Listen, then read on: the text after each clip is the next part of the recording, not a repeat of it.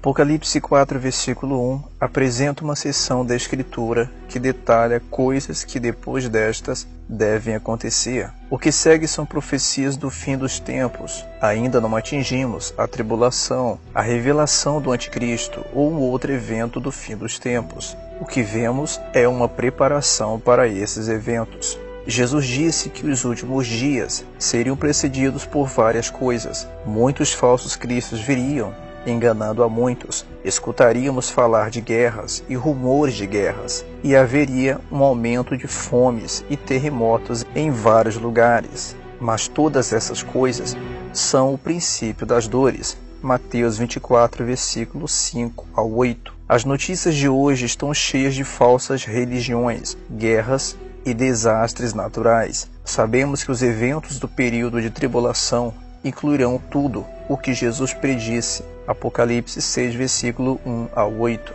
Os eventos atuais parecem ser uma preparação para os maiores problemas à frente. Paulo advertiu que os últimos dias trariam um aumento acentuado nos falsos ensinamentos.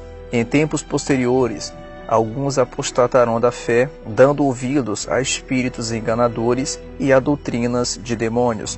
1 Timóteo 4, versículo 1. Os últimos dias são descritos como tempos difíceis, por causa do caráter cada vez mais perverso do homem e por causa de pessoas que ativamente resistem à verdade. 2 Timóteo capítulo 3, versículo 1 ao 9. E veja também em 2 Tessalonicenses capítulo 2, versículo 3. A lista de coisas que os homens serão nos últimos dias: amantes de si mesmo, amantes do dinheiro, presunçosos, soberbos, blasfemos, desobedientes aos pais, ingratos, profanos, sem afeição natural, implacáveis, caluniadores, sem autodomínio, brutais, não amantes do bem, traiçoeiros, imprudentes, vaidosos, amantes do prazer em vez de amantes de Deus, tendo aparência de piedade, mas negando o seu poder. 2 Timóteo capítulo 3, versículo 1 e 2.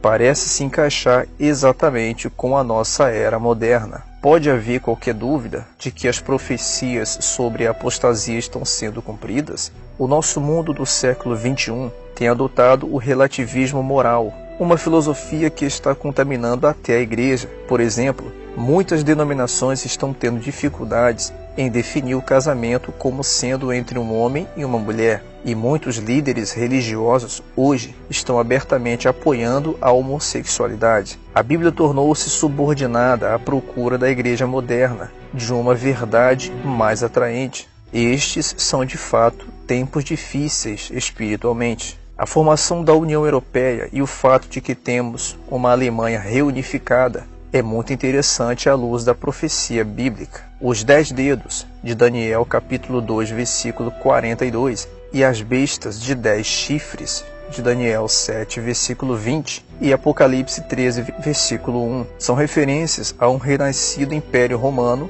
que deterá o poder antes do retorno de Cristo. Embora a estrutura política precisa ainda tenha de ser formada, pode-se ver as peças se encaixando. Em 1948, Israel foi reconhecida como um Estado soberano, e isso também tem ramificações para o estudante das Escrituras. Deus prometeu a Abraão que sua posteridade possuiria Canaã como perpétua possessão. Gênesis 17, versículo 8. E Ezequiel profetizou uma ressurreição física e espiritual em Israel. Ezequiel 37. Ter Israel como uma nação em sua própria terra é importante à luz das profecias do fim dos tempos, por causa da proeminência de Israel na escatologia. Daniel capítulo 10, versículo 14, capítulo 11, versículo 41 e Apocalipse capítulo 11, versículo 8. Embora não haja prova bíblica de que as coisas mencionadas neste vídeo sejam o cumprimento de determinadas profecias do fim dos tempos, podemos ver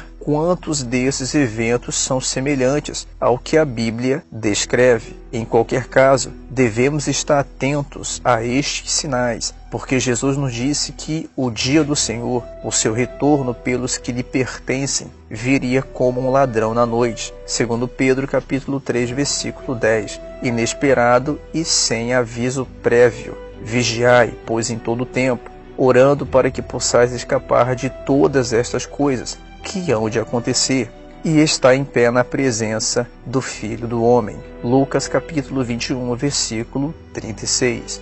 Se você gostou desse vídeo, deixe o seu gostei nesse vídeo, compartilhe nas redes sociais de sua preferência. Se você tem alguma opinião, deixe o seu comentário também nesse vídeo. E se você não é um patrocinador do canal Guardei a Fé no Patreon, seja um patrocinador, o link está na descrição desse vídeo.